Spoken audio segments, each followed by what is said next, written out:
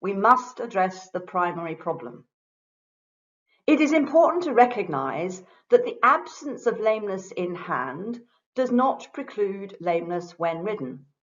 In an investigation of 148 amateur and professionally owned horses, which were assumed to be working comfortably, they were assessed independently by 2 clinicians in hand and when ridden. 28% were lame in hand, whereas 62% were lame ridden. 60% showed abnormalities in canter. So this clearly demonstrates that a horse can appear normal when evaluated moving in hand, but show obvious problems when assessed ridden.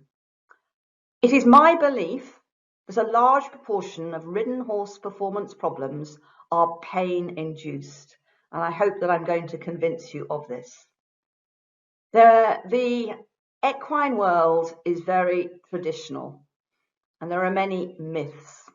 It seems to be ingrained in the equestrian world that there are lazy horses, grumpy horses, unwilling horses.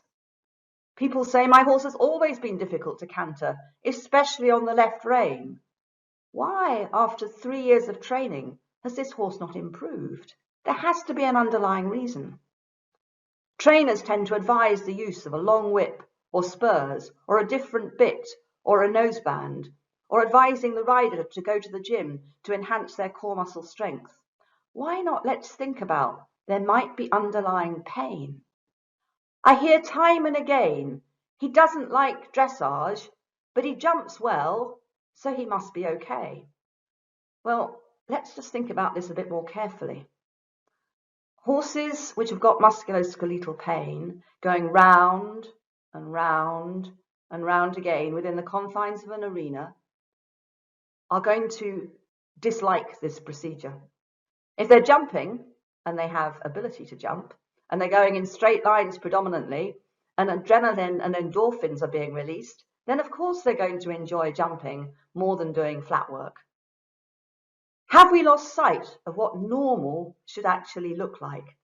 And I think that the answer is yes, and this needs to change. We have to have open-mindedness to change in attitudes and opinions, and this can happen in the equestrian world.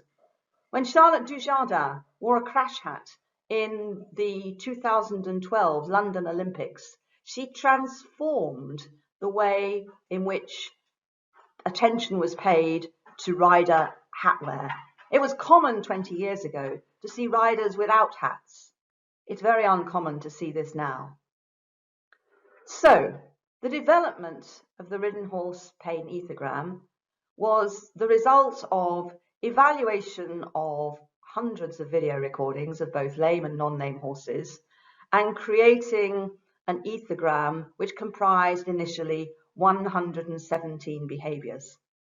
This ethogram was then applied to a group of non-lame horses and a group of lame horses to determine which behaviours were most likely to be seen in the lame horses compared with the non-lame horses. We ultimately finished up with 24 behaviours which had high odds ratios for lameness, the majority being 10 times more likely or more to be seen in a lame horse compared with a non-lame horse.